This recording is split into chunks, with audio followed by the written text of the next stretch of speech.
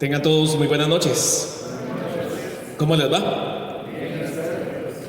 Es una alegría que nos volvamos a encontrar nuevamente, hoy con un tema particular, sobre todo porque aún estamos en el tiempo de Pascua. Entonces, hemos querido iluminar la experiencia de lo del compromiso con la luz pascual. Entonces, ese es el tema que les venimos a presentar hoy, el compromiso a la luz de la resurrección. Entonces, vamos a entender primeramente qué significa compromiso, porque podríamos tener un criterio variado entre todos los que estamos acá, pero el tema del compromiso tiene que tener una definición particular para cada uno de nosotros, pero queremos manejar como una misma sintonía. Entonces, ¿qué significa compromiso?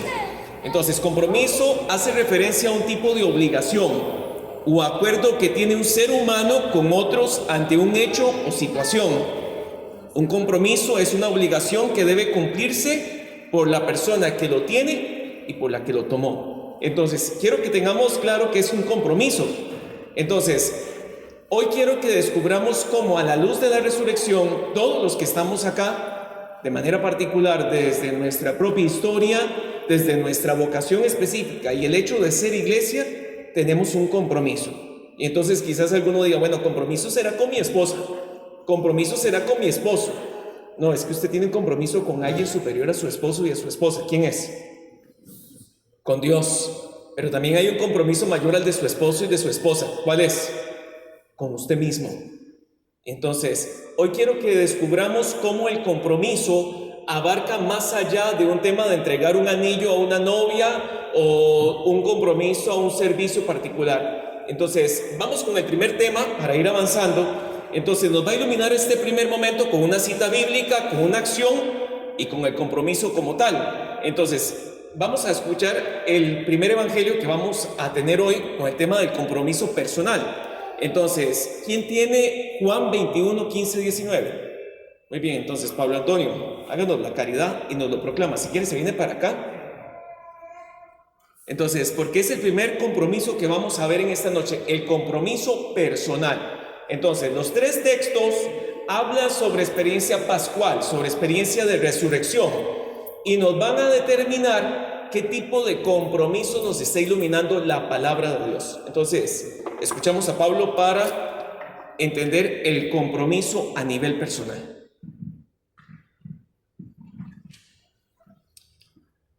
Del Evangelio de Juan, capítulo 21, versículos del 15 al 19. Después de haber comido, preguntó Jesús a Simón Pedro: Simón, hijo de Juan, ¿me amas más que estos? Respondió él: Sí, Señor, tú sabes que te quiero. Jesús le dijo: Apacienta mis ovejas. Volvió a preguntarle por segunda vez: Simón, hijo de Juan, ¿me quieres? Respondió él: Sí, Señor, tú sabes que te quiero. Le dijo Jesús: Apacienta mis ovejas. Insistió por tercera vez: Simón, hijo de Juan, ¿me quieres? Se entristeció Pedro de que le preguntara por tercera vez: ¿me quieres? Y él le dijo: Señor, tú lo sabes todo. Tú sabes que te quiero. Le dijo Jesús: apacienta mis ovejas. En verdad te digo, que cuando eras joven tú mismo te ceñías e ibas donde querías. Pero cuando llegues a viejo, extenderás tus manos y otro te ceñirá y te llevará donde tú no quieras. Con esto indicaba la clase de muerte con la que iba a glorificar a Dios. Dicho esto, añadió: sígueme. Palabra del Señor. Gloria a ti, Señor Jesús. Entonces, el primer compromiso que quiero que hoy veamos a la luz de la resurrección es el compromiso personal. ¿Y por qué el compromiso personal lo hemos reflejado en Pedro? Bueno, hay unas características particulares. Todos sabemos lo que sucedió la noche del Jueves Santo, ¿verdad? Pedro le había hecho promesas a Jesús, llegó y le dijo: yo te seguiré donde quiera que vayas, yo nunca te voy a dejar, tú eres mi persona. E inmediatamente después, cuando ya van a capturar a Jesús, Pedro lo niega. ¿Cuántas veces? 3 veces. Entonces es ahí donde contemplamos a Pedro, que inmediatamente después de escuchar el gallo se da cuenta de que ha roto el compromiso y entonces empieza a llorar. Entonces, aquí viene la primera parte de un compromiso personal. El compromiso personal es reconocer primeramente quién soy yo. Empezando con el ejemplo de Pedro, reconocer que me he equivocado, reconocer de que no soy la persona que tiene la capacidad, una persona limitada. Pero inmediatamente después de que Pedro se da toda cuenta de esto, que ha traicionado al Señor, se pone a llorar. Llega el Viernes Santo, pasa el día de la resurrección y 8 días después dice que Pedro entonces está pescando, y es entonces cuando descubre que el Maestro resucitado lo espera a la orilla del mar. Y entonces después de la cena Jesús le hace esta pregunta que Pablo acaba de proclamar. ¿Cuál fue la pregunta que le hizo Jesús a Pedro? ¿Me amas? Fue la primera pregunta. Pedro, ¿me amas? Y entonces yo quiero que descubramos la realidad de cómo Pedro ya se entiende. Pedro no llega y se descubre con una máscara y le dice: Señor, aquí estoy yo, el superapóstol, aquí estoy yo, el superobispo, el superfuerte. No, Pedro llega y le dice: Señor, tú sabes que te quiero. No le dice a Jesús: tú sabes que te amo. Pedro no le miente a Jesús. Jesús quiere pedirle que lo ame, pero Pedro es consciente de su fragilidad, es consciente de su situación y le dice: Señor, usted me está pidiendo que yo lo ame, pero yo le tengo que decir que yo lo quiero. Es un verbo totalmente distinto. Entonces, veamos la realidad de Pedro. Pedro entonces, en medio de su error, en medio de su fragilidad, cuando quiso jugar de ser un ser superapóstol, se equivoca. Pero ahora ha madurado y a la luz del Maestro resucitado que lo ilumina, entonces él sabe reconocerse frágil y le dice al Señor: no, yo a usted no lo amo, yo a usted lo quiero. Entonces Pedro es aquel que es capaz de reconocer, primero que todo, que tiene un afecto con el Señor, pero también que tiene una necesidad. ¿Y cuál es esa necesidad? Aprender a amar. Y después Pedro no se queda con el asunto de que: Señor, yo me equivoqué, Señor, yo soy una mala persona, Señor, yo te dejé solo, Señor. No, inmediatamente después de que Pedro le dice al Señor quién es y con lo que cuenta, el Señor le dice una palabra: sígueme. Y Pedro no llega y dice: Señor, yo no soy digno, Señor, yo no lo merezco, Señor, yo soy una mala persona. No, después de eso vemos a un Pedro que cambia su forma de ver su vida y se compromete para levantarse. Y entonces es ahí donde descubrimos a un Pedro que no tiene miedo de hablarle a los sacerdotes, un Pedro que no tiene miedo de declarar que Jesús es el Señor, como lo hemos visto en los Hechos de los Apóstoles durante estos días. ¿Por qué el compromiso personal para mí es el primero? Porque si usted no está comprometido con usted mismo, usted no puede lograr un compromiso con su pareja. Si usted no está bien consigo mismo, usted no puede tener un compromiso con su familia. Si usted no está comprometido con usted mismo, usted no es capaz de llevar un compromiso con un grupo o movimiento. De ahí entonces que el testimonio de Pedro nos permite contemplar cómo podemos asumir un compromiso pascual, un compromiso de resurrección en nuestra vida personal. Entonces, lo primero es reconocernos como somos. Y reconocer nuestra historia.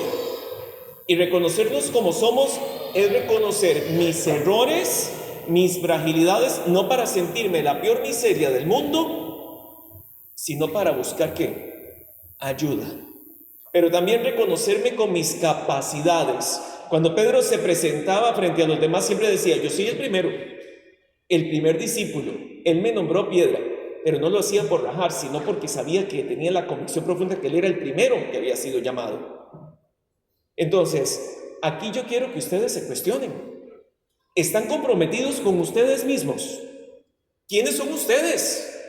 Pregúntense, cuestiones a la luz del resucitado. Para eso el Señor resucitó, para iluminar nuestras tinieblas. Deberíamos de colocarnos y decir: ¿quién soy yo?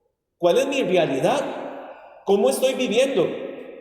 Porque algunos de nosotros vivimos en un mundo, no sé si en un multiverso o en otra situación, porque a veces ustedes y yo ni siquiera sabemos quiénes somos. A veces ustedes y yo vivimos simplemente por respirar y por moverse, por una inercia. Muchas veces ustedes y yo vivimos en una mediocridad de vida, aún a nivel personal. Entonces, el Señor resucitado lleva a Pedro a, después de sentirse derrotado y frustrado, a reconocer su realidad.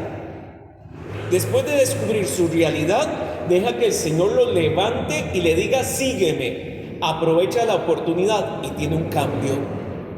De ahí entonces que es importante que el compromiso personal parta desde saber mi fragilidad, pero también saberme que dejar ayudar. Pero hay algunos de nosotros que nos creemos los superhombres. Hay algunos de nosotros que nos creemos ya terminados. Hay algunos de nosotros que nos creemos Dios, y dejémonos de vara, es la verdad. A veces nosotros somos un montón de egocentristas, autorreferencialidades, soberbios, y muchas veces detrás de ese montón de títulos se esconden personas que fragmentadas, quebradas, lastimadas y heridas. Pero recuérdense en esto es como una llanta de un carro. Una llanta ponchada podrá caminar ¿cuánto? 100 metros, pero después de ahí no camina. Y algunos de nosotros andamos ponchados desde hace mucho tiempo. Entonces, el resucitado no es llegar y decir: ¡ay sí, celebremos, Cristo resucitó, viva! No, el resucitado implica asumir tu vida desde una nueva luz. Implica comprometerte contigo mismo. ¿Por qué? Porque Dios entregó su vida, ¿por quién? ¿Por quién? Pero yo me pregunto, ¿usted se lo cree? ¿Usted cree que Dios murió por usted? Porque si de verdad creyeras que Cristo murió por ti y le dieras el valor a ese sacrificio y a esa resurrección, te amarías más, te cuestionarías más, trabajarías más en ti. Por eso entonces, lo primero que yo quiero invitarlos en esto es: comprométanse. ¿Con quién? Con ustedes mismos, pero comprométanse con Dios. Porque es que yo no sé si aún ustedes y yo terminamos creyéndole a Él. Yo no sé si ustedes y yo nos admiramos frente al misterio de Dios. Porque a veces ese misterio, ¿qué? No lo valoramos, lo dejamos caer. Ah, sí, resucitó. Pero resucitó por usted. ¿Y por qué resucitó por usted? Porque usted vale la pena. Porque Dios lo pensó para usted para ser un gran hombre. Porque Dios lo pensó para usted para ser una gran mujer. Pero Dios piensa eso de usted, pero ¿quién es el primero que tiene que creérselo y pensarlo? ¿Usted mismo? Entonces, hoy el Señor nos invita de primera mano a esto. Comprométanse con ustedes mismos. Comprométanse. Su matrimonio no va a estar bien si usted no está bien. Se los aseguro. Comprométanse con ustedes mismos. El movimiento no va a estar bien si ustedes no están bien. Comprométanse con ustedes mismos. Ustedes quieren que sus hijos estén bien, comprométanse primeramente con ustedes mismos. A veces ustedes y yo queremos arreglarle la vida a todo el mundo, pero lo único que ustedes y yo podemos tener control es ¿de qué? De nuestra propia vida, de la de los demás no. Y a veces andamos tan ocupados tratando de arreglarle la vida a los demás que no arreglamos ¿qué? La nuestra. El Señor resucitó porque te ama. El Señor resucitó porque creyó en ti y porque sigue creyendo en ti. Pero también quiere una respuesta de nuestra parte. ¿Se imaginan la frustración de Jesús y el colerón de Jesús de ver que después de decirle a Pedro, sígueme, y Pedro hubiera seguido la misma carajada siempre? Hubiera sido muy doloroso. Pero la alegría del Señor es ver cómo Pedro, en medio de su error y de su fragilidad, se deja ayudar. El Señor le da la oportunidad y Pedro cambia. La pregunta es, ¿cuántas veces hemos estado cenando ya con el Señor? ¿Cuántas veces el Señor ha ido a la barca de nuestra vida? ¿Cuántas veces el Señor nos ha confrontado? ¿Cuántas veces el Señor te ha dicho, sígueme? 1 y 1000 veces. Y ustedes y yo seguimos en las mismas carajaditas de siempre, en las mismas varitas de siempre, en las mismas mañas, en el hecho de decir, así soy yo, así me crió mi mamá, así me hizo Dios. Le echan culpa a Dios. ¿Cómo va a ser Dios capaz de esto? No, Dios no es malo. Vamos. Entonces, el primer compromiso que deberíamos de tener todos a la luz pascual es comprometernos con nosotros mismos, porque nosotros valemos la sangre de Jesús. porque nosotros valemos su vida, porque Él cree en nosotros. Pero recuérdense en esto, Dios puede querer muchas cosas, pero si ustedes y yo no las queremos para nosotros mismos, Él no puede hacer nada.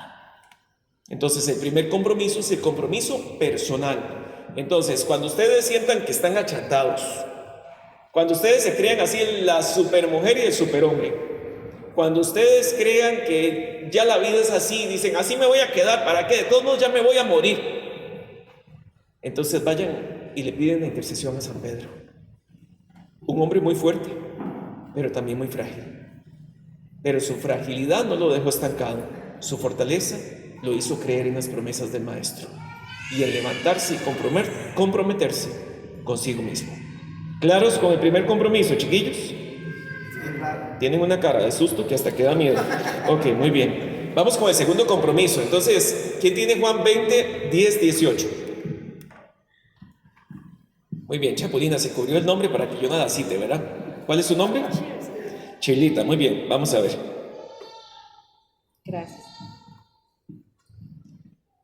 Dice, los discípulos entonces volvieron a casa. Jesús, deja de tocarme, que todavía no he subido al Padre, pero vete donde mis hermanos y diles, subo a mi Padre y vuestro Padre, a mi Dios y vuestro Dios. Fue María Magdalena y dijo a los discípulos, he visto al Señor, y le repitió las palabras que Jesús había dicho. Gracias, Shirley. Magdalena, muy bien. Entonces, la acción la encontramos en el personaje de María Magdalena, un personaje fundamental. Bendita la hora en que la declararon santa y que la celebran con solemnidad en la vida de la iglesia. Es la primera discípula de la resurrección, por encima de todos los demás apóstoles. La primera discípula, mujer. Muy bien. Quiero que tomemos un poquito de vista, porque leímos reducidamente el papel de María Magdalena. Tenemos que reconocer que esta mujer con otras fue el primer día de la semana, ¿dónde? Al sepulcro, ¿verdad? Y una pregunta, ¿aquí iba a ser María Magdalena al sepulcro? Ahí va a ver, Padre, a ver si ya estaba resucitado el Señor. No, ella no tenía fe. María Magdalena fue ¿a qué cosa el sepulcro? A llorar. ¿Por qué? Porque su mirada estaba puesta aún en el Cristo crucificado. Iba a llorar, iba en depresión, iba en tristeza. Y entonces dice que llega al sepulcro y dice que María Magdalena a lo largo ve la piedra corrida. Ok, ¿y qué es lo primero que dice María Magdalena? Ha resucitado el Señor. ¿No? Llega y dice, ¿se lo robaron? Y sale corriendo como más de una chismosa que yo conozco, y se fue y le dijo a los discípulos, sin comprobar, sin saber lo que sucedía, fue y les dijo, se robaron el cuerpo del Señor. Entonces se fueron Juan y Pedro y se soltaron a correr. Estos entraron al sepulcro y entonces creen y se dan cuenta que Jesús resucitó. María Magdalena vuelve a aparecer ¿a dónde? ¿A dónde fue María Magdalena después de avisarle a los discípulos que se habían robado el cuerpo del Señor? ¿A dónde fue? Al sepulcro otra vez, chiquillos. ¿Y qué fue a hacer el sepulcro?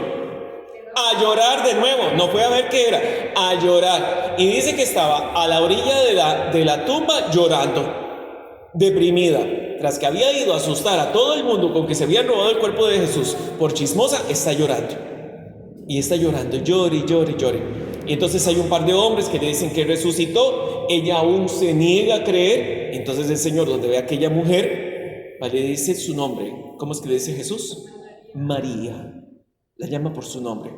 Y entonces al escuchar ese tono de voz que habla de su nombre, ella le dice Rabni, que es maestro.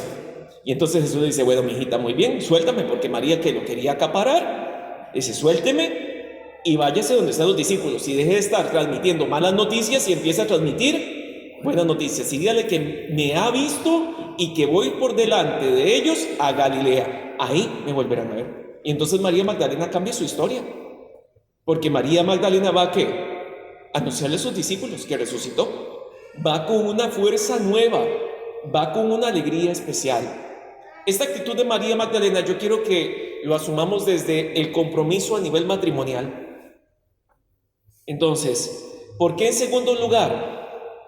Porque vuelve lo mismo. Lo primero que tiene que haber en un matrimonio, tiene que haber un compromiso.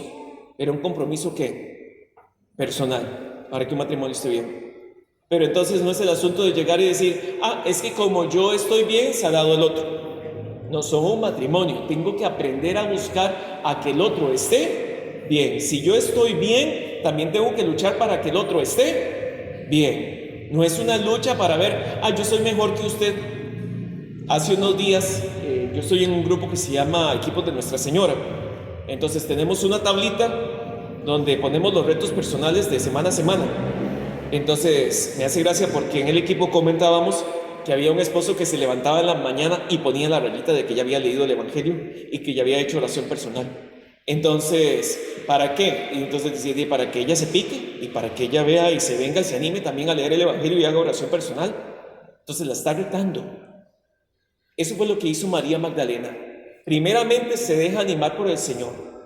Están mal las cosas. Le habían robado el amor a María Magdalena. ¿Tenía motivos María Magdalena para llorar? ¿Tenía motivos, sí o no? Claro. Le habían matado el amor. Le habían matado al hombre de su vida. Le habían matado el que le había dado sentido a su existencia. ¿María Magdalena estaba enamorada del Señor? Sí, estaba enamorada. Era el amor de su vida. Estaba enamorada del Señor. Y entonces, con profundo dolor va al sepulcro. Pero en medio del sepulcro, entonces se deja animar por el Señor. Pero no llega María Magdalena y no se queda con el Señor a solas y dice, ahora tú y yo y yo y tú y ya. No, el Señor la invita ¿a qué? A que vaya a buscar al otro. Porque no solamente bastaba con que ella estuviera bien. Tenían que estar bien, ¿quién? Los demás. De ahí entonces que así tiene que ser en el matrimonio. En el matrimonio, primeramente hay que dejarse ayudar a nivel personal. ¿Por qué? Porque a veces usted dice, yo soy así. No, ¿para qué yo voy a ir a buscar ayuda? Y si no le da la gana, por lo menos pensar en usted, piense en el otro, piense en lo que usted le está haciendo. Chiquillos, todo tiene aquí un efecto secundario. Todo lo que usted permita en su vida le causará al otro algo. A veces llegan y le dicen a uno, padre, es que yo peco en secreto, yo peco en silencio, y eso no es menos pecado. Todo lo que usted haga cuando usted tomó una decisión de casarse tendrá un efecto secundario en su pareja, tendrá un efecto secundario en sus hijos. Padre, entonces Dios castiga de generación en generación. No es que Dios castiga, es que el pecado también que jala mal, trae consecuencias. De ahí entonces que lo primero que yo quiero a nivel personal es, piensen, ¿cómo están ustedes en su matrimonio? Pero no piensen en su pareja, piensen usted primeramente. ¿Qué le está aportando usted a su matrimonio hoy? ¿Qué le está aportando usted hoy a su matrimonio? Porque pueden tener dos versiones. La primera versión podría ser María Magdalena .1. ¿Cuál es? Me mataron el amor, es una desgracia, todo está mal, paso llorando afuera del sepulcro, y te quedas en una depresión. Esa podría ser la actitud de algunos de ustedes. A algunos de ustedes les gusta quedarse en un matrimonio de cementerio. A algunos de ustedes les gusta quedarse en medio de los muertos. Y eso no se vale. No se vale. ¿Por qué? Porque el Señor resucitó también para darle vida a tu matrimonio. Si el Señor se hubiera quedado en el sepulcro, yo sí, quédese ahí llorando por todo lo mal que está su matrimonio, por todo lo que han pasado o por los hechos del pasado. Pero el Señor resucitó y no le permitió a María Magdalena que se quedara ¿en dónde? En el sepulcro. Entonces, el compromiso a nivel matrimonial desde la luz de la resurrección es, déjense animar. Déjense animar por el Señor resucitado en medio de su matrimonio. Ya dejen las bóvedas, porque las bóvedas son para los muertos. Y creo que ninguno de estos matrimonios está muerto. Bueno, creo que no hay ninguna viuda, ningún viudo, ¿verdad acá? No, ¿verdad? Entonces, ¿están vivos? Entonces, dejen de vivir como si su matrimonio estuviera muerto. Dejen de vivir como si todo estuviera ya mal, como si todo estuviera acabado. Comprométase con su matrimonio. ¿Por qué? Porque hay algo que se puede hacer. Dejen de estarse quejando tanto. Somos tan quejosos. Es que estamos en dieta y él no adelgaza. Puña más necia, déjelo. Tanta hueviadera lo va a terminar enojando. ¿Sí? Es que como ronca esa doña. ¿Así se quiso comprometer usted con ella? Vamos. ¿Sí? No importa. Usted aceptó el combo completo. Usted estaba así tan feo como es ahora cuando se casó, ¿no? Y ella lo sigue amando. Entonces un ronquido no es más. Ok. Entonces, pero recuérdense que muchas veces no podemos solos. Tenemos que buscar ayuda. María Magdalena por sí misma no se pudo levantar. ¿Ocupó de quién? Del Señor. ¿Y los discípulos ocuparon de quién? De María Magdalena. Y eran hombres en una comunidad machista. Y una mujer tuvo que irles a decir que el Señor había resucitado y que ella fue la primera que lo vio. Le gustara a quien le gustara, fue una mujer la primera que vio al Señor resucitado. Los discípulos solamente vieron vendas, pero María Magdalena lo vio y lo tocó. Pero a veces ustedes y yo en el matrimonio, ¿cómo nos cuesta dejarnos ayudar? ¿Cómo nos cuesta dejarnos ayudar? ¿Cómo nos cuesta llegar y hacernos los frágiles, especialmente los varones? Por nuestra historia de vida, por nuestra cultura, somos sumamente machistas. ¿Cómo nos cuesta dejarnos buscar ayudar? Tenga la confianza de abrirle el corazón a su esposa y decirle, amor, amor, estoy mal, necesito un abrazo, tengo ganas de llorar. Dígaselo. No es su esposa. Claro, es su esposa. Vamos. Hay algunas cosas que ustedes no pueden solucionar por ustedes mismos. Yo no tengo que ir a hacer nada donde ese padre. Él no está casado. Él no sabe nada. Lo que sos es que sos una jupona. Y sos un jupón. Y te crees autosuficiente. Y no son autosuficientes. Vamos, búsquese un buen psicólogo. Una buena psicóloga. No, porque yo no estoy loco ni loca. Ir al psicólogo, psicóloga o psiquiatra no es signo de que usted esté loco. Es signo de valentía y de responsabilidad. Y a veces ustedes y yo somos tan irresponsables. Y seguimos ahí llevando matrimonios que, Señor mío, es tan difícil a veces sostenerlos. Y no es porque Dios no les quiere ayudar, es porque ustedes no se dejan ayudar. Entonces, ustedes se comprometieron a amarse y respetarse en las buenas y en la salud y en la... Y mentiras que están viviendo eso. No lo están viviendo. ¿Por qué? Porque no están comprometidos del todo. No están comprometidos con ustedes para sostener el matrimonio ni para llevarlo. No están comprometidos porque no han llevado la luz de la resurrección, porque no se dejan animar, porque no se dejan levantarse. ¿Por qué? Porque siguen en la misma quejadera de siempre. Siguen en la misma muerte de siempre. Siguen en los sepulcros. Y un compromiso desde la luz de la resurrección es dejar las historias de muerte y empezar con las historias de vida. Dejarse animar por el resucitado para poder animar a otros. Y hay algunos aquí que pretenden ayudar a otros matrimonios y con costos pueden con el de ellos. Vamos. Entonces, la segunda invitación en esta noche es: comprométase nuevamente con su matrimonio. ¿Por qué? Porque la sangre de Cristo costó su matrimonio. Vuelvan a creer en el matrimonio. Y volver a creer en el matrimonio de ustedes es dejar las historias en el pasado. Que volver a creer en el matrimonio es dejarse ayudar. Volver a creer en el matrimonio es volver a doblar rodillas juntos y orar. Y algunos de ustedes cuando oran es cuando vienen a matrimonios en victoria, y es porque los obligan. Porque si no oran. Compromiso no es llegar y decir aquí sí acepto. No, compromiso es que ese sí trascienda más allá de un día de bodas. Ese sí tiene consonancias mayores a las de un altar.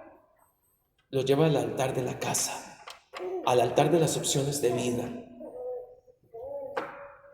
Comprometerse en el matrimonio implica algo, implica paciencia. Y a veces ustedes y yo somos muy impacientes. No tenemos paciencia con nuestra pareja. ¿Saben por qué? Porque no tenemos paciencia ni con nosotros mismos. Vivimos en una cultura que todo lo queremos ya. Son una pareja de bueyes. Y hay bueyes que a veces van un poco más lentos, otros más rápidos, uno con más fuerza, otro con más fuerza. Entonces, vamos, comprométanse con la paciencia. Comprométanse a saber esperar. Pero comprométanse con esa paciencia y ese saber esperar cuando el otro está haciendo las cosas bien. Cuando el otro también quiere trabajar. Porque si ustedes me dicen, no, padre, él no quiere trabajar, ella no quiere trabajar, sigue las mismas carajadas de siempre, pero hay que tener paciencia. No, perdón, eso no es un matrimonio. Un matrimonio es donde los dos jalan juntos, es donde los dos ponen el esfuerzo. Que le puede costar al otro, sí, pero si está haciendo su esfuerzo, hay que esperarlo. Pero si el otro no quiere responder, si el otro no quiere trabajar, si el otro no quiere apostar, ahí no hay matrimonio. Porque el matrimonio, ¿de cuántos es? De 3. Uno es Dios y Dios siempre quiere. Pero ya si los dos no quieren, estamos mal. Si uno quiere, más o menos. Pero si el otro no quiere, ¿cómo lo vas a obligar? Entonces comprométanse. Porque yo sé que algunos de ustedes están aquí, pero solo uno está comprometido, el otro no. No sean injustos. No sean desgraciados. ¿Por qué? Porque le estás arruinando la vida a una persona que está apostando la vida por ti. Le estás arruinando la vida a una persona que te ama y que quiere luchar. ¿Qué es lo que quieres ver? ¿Qué es lo que quieres esperar? Y perdón, las personas se pueden cansar. Las personas se les puede agotar el tiempo. Y ya después, cuando no hay nada que hacer porque usted no hizo nada, entonces no es tiempo para venir a llorar, ni para decir perdóname, ni para decir deme otra oportunidad. Su oportunidad es hoy. Pero comprométanse. ¿Cuántos? 3. Los 3. Dios ya está comprometido con ustedes desde que murió en la cruz. Pero este es el tiempo de ustedes para comprometerse. El segundo compromiso a nivel de la resurrección es el matrimonial. Porque el Señor murió y resucitó por su matrimonio. ¿Claros, chiquillos? ¿Claros? Muy bien. Vamos con el tercer compromiso y el último. Es el compromiso comunitario. Entonces, ¿quién tiene Lucas 24 del 13 al 35? Muy bien, Chapulina. Vamos a ver, usted se llama Elizabeth. Muy bien.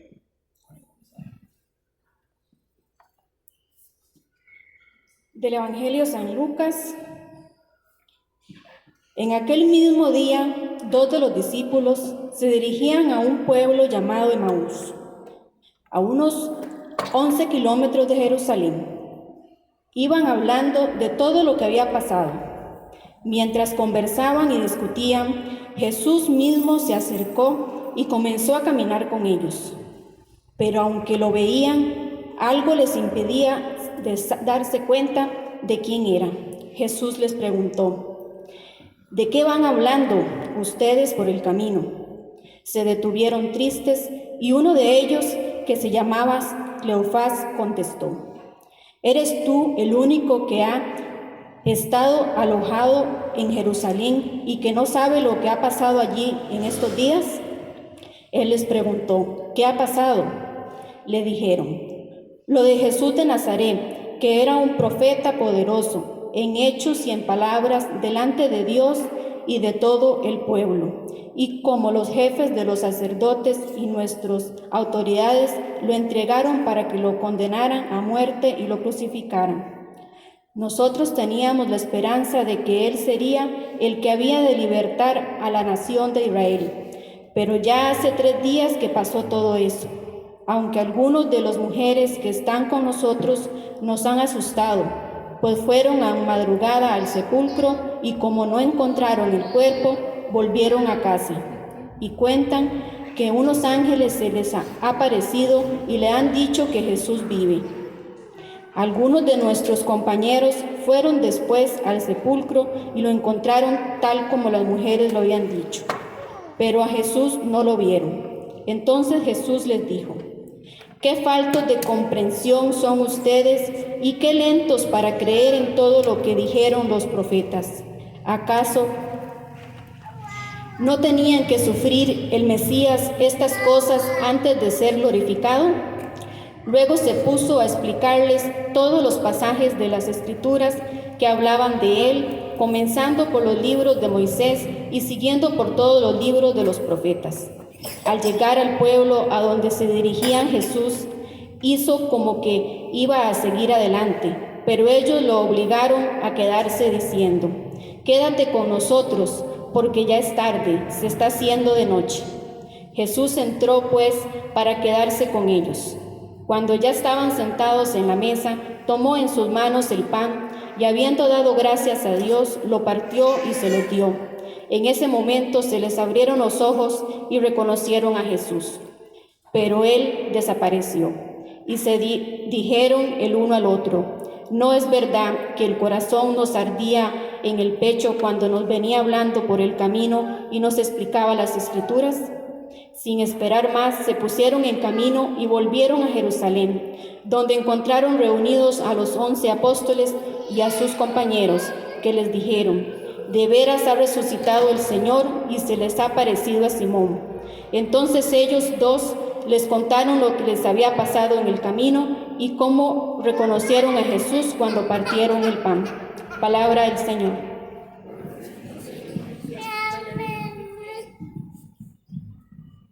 De uno de los pasajes para mí favoritos de la resurrección es este. Dice que los discípulos de Emaús, ¿de dónde venían? ¿De dónde venían los discípulos de Emaús, chiquillos? De Jerusalén. Entonces, vean los traidores que eran estos dos, ¿verdad? Porque vean, estaban los demás deprimidos, habían matado al maestro, y como las cosas se pusieron mal, ¿qué hicieron? Se fueron, los dejaron solos. Abandonaron ¿qué? El barco. Dice que cuando ellos iban en el camino, iban caminando, pero también iban discutiendo. Habían ya separaciones en medio de esa comunidad. Habían dejado físicamente la comunidad, pero incluso entre ellos dos había separación. Y dice que cuando ellos iban hablando y discutiendo por el camino, se presentó ¿quién? El Señor resucitado.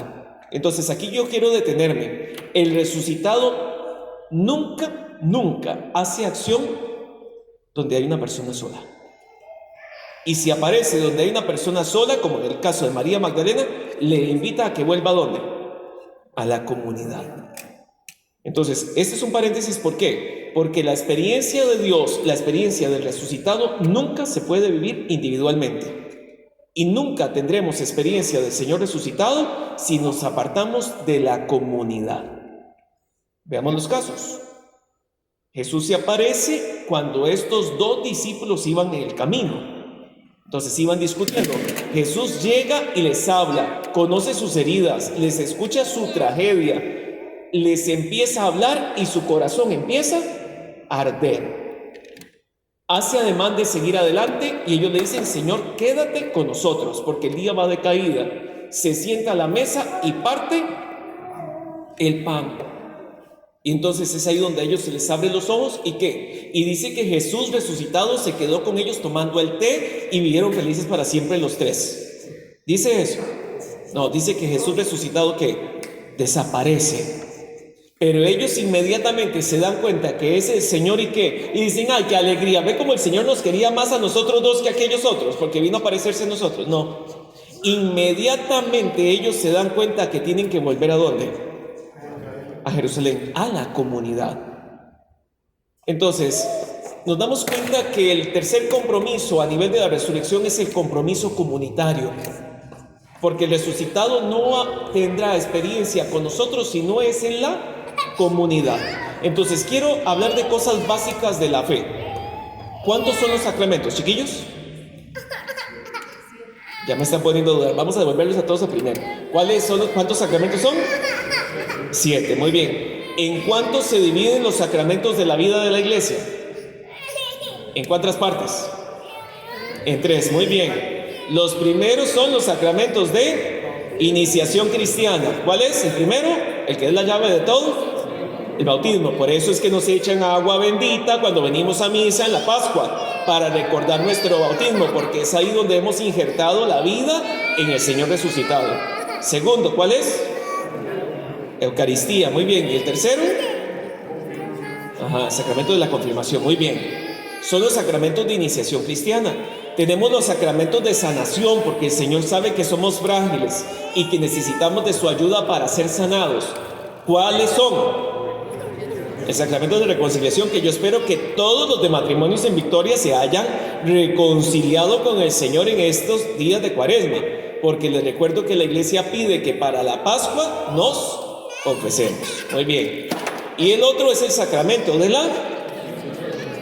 y el sacramento de la unción de los enfermos es cuando usted está jalando aire ya para que se muera, le llaman al Padre para que lo hagan los santos óleos. ¿Es así? No, es un sacramento de fortaleza, para que en el momento de la fragilidad humana uno encuentre fuerza. ¿En quién? En Dios. Entonces tenemos los sacramentos de sanación. Estoy haciendo esta catequesis porque a veces ignoramos algunas cosas. Cuando alguien esté enfermo de gravedad o cuando alguien está viviendo una enfermedad fuerte, vaya y busque el sacramento de la unción. No esperen que la persona se esté muriendo. No crean que uno va y le pone magia a la persona y se muere. No, porque si no me van a llamar para que vaya a ungir unas cuantas suegras, ¿verdad? Y no es así. Es para fortalecer el cuerpo y el alma en el momento de la enfermedad. Y están los últimos, son los sacramentos de... el matrimonio y el orden. ¿Cómo se llaman esos sacramentos? Sacramentos de servicio.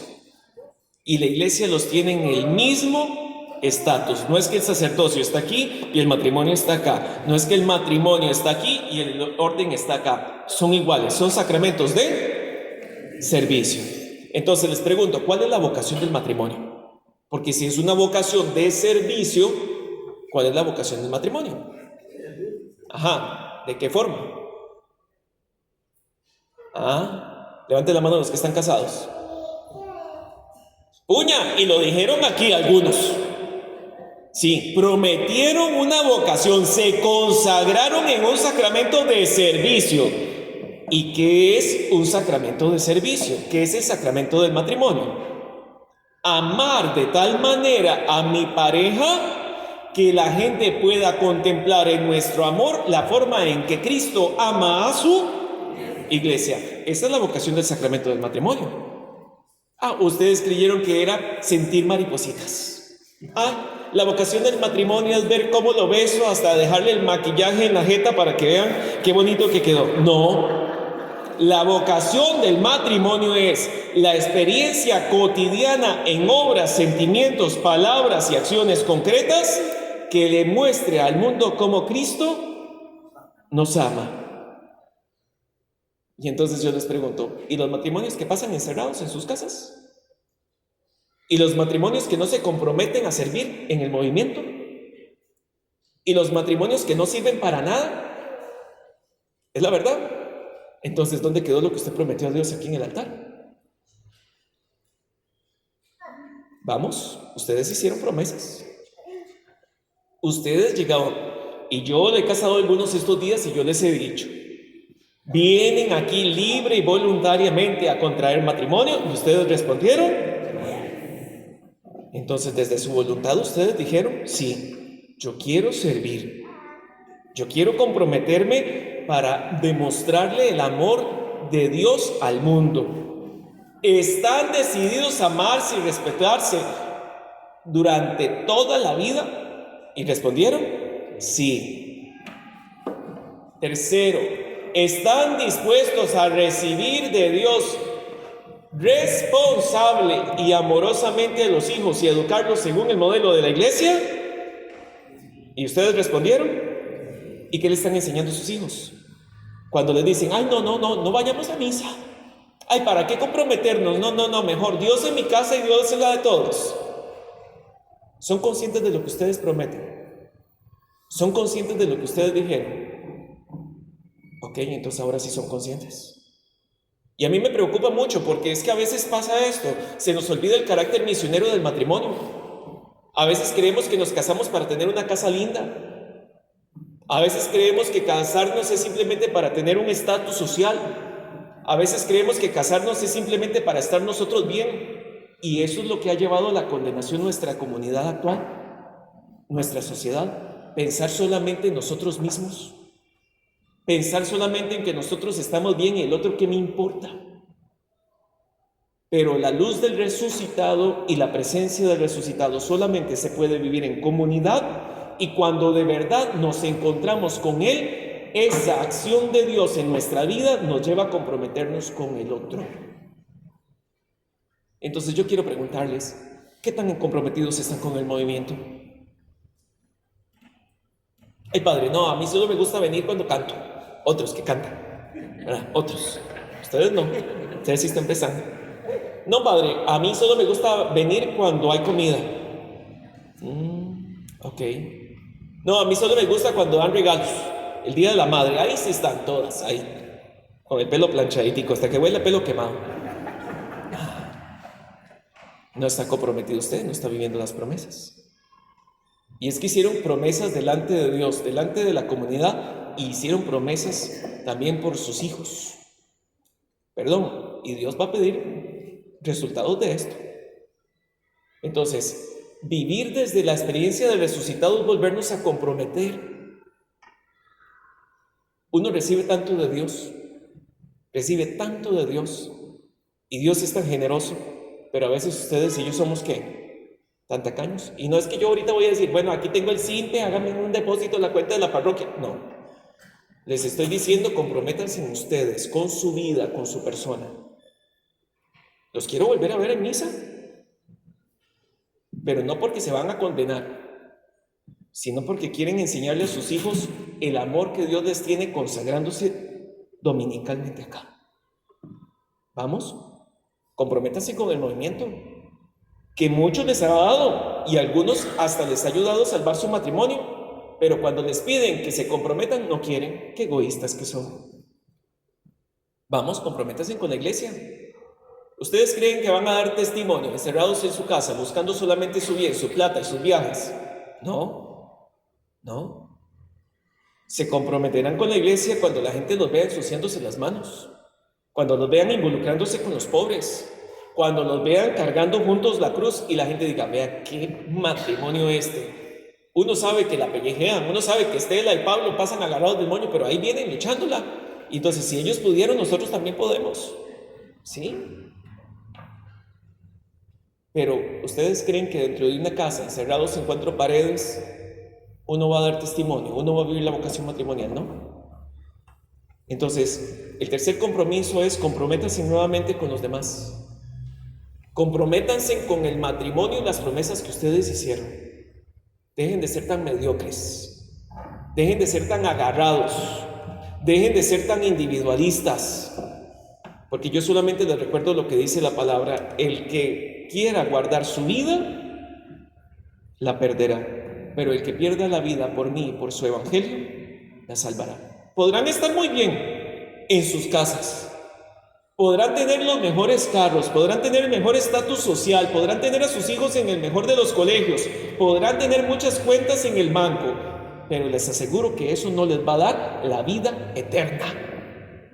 Pero sacrifíquense, sirvan, entréguense por los demás, mueran por los otros, y les aseguro que tendrán la vida eterna. Pero muchas veces ustedes y yo creemos que somos eternos en este mundo, y todo lo de este mundo es pasajero, pero lo que es de Dios, eso nadie lo puede quitar, porque hay alguien que murió y resucitó. ¿Por qué? Por nosotros, por salvarnos. Y el camino que abrió de la tierra al cielo y del cielo a la tierra es el camino de morir dando, morir comprometiéndose, morir amando para tener la vida. Y ustedes y yo pretendemos otros caminos para llegar al cielo. Por eso el tercer compromiso que les quería recordar en esta noche es el compromiso que tenemos entre todos nosotros con la iglesia, con el movimiento y con la sociedad. Sigan su vida acomodada, les irá muy bien en este mundo, pero no les podré decir que les vaya bien en otro lado. Sacrifíquense en medio de esta vida, disfrutando de sus cosas, en su familia, está bien, pero comprometiéndose con los demás, y no solamente alcanzarán plenitud en esta vida, sino también en la vida eterna. Si se dieron cuenta, los 3 compromisos tienen una implicación de una persona, es Jesús. Porque sin Él no podemos entender el compromiso personal, el compromiso matrimonial y el compromiso comunitario. De ahí entonces que vamos a terminar este espacio delante de Él, para entonces, al igual que Pedro, contarle cómo estamos. Al igual que María Magdalena, dejar el sepulcro y estar frente al resucitado. Y como a los discípulos de Emaús, pedirle a Él que haga arder nuestro corazón para que nos haga volver a los demás. Entonces les voy a pedir a los chiquillos que nos preparemos con un cantito, encendemos las velas del altar y nos disponemos entonces a exponer a Jesús sacramentado.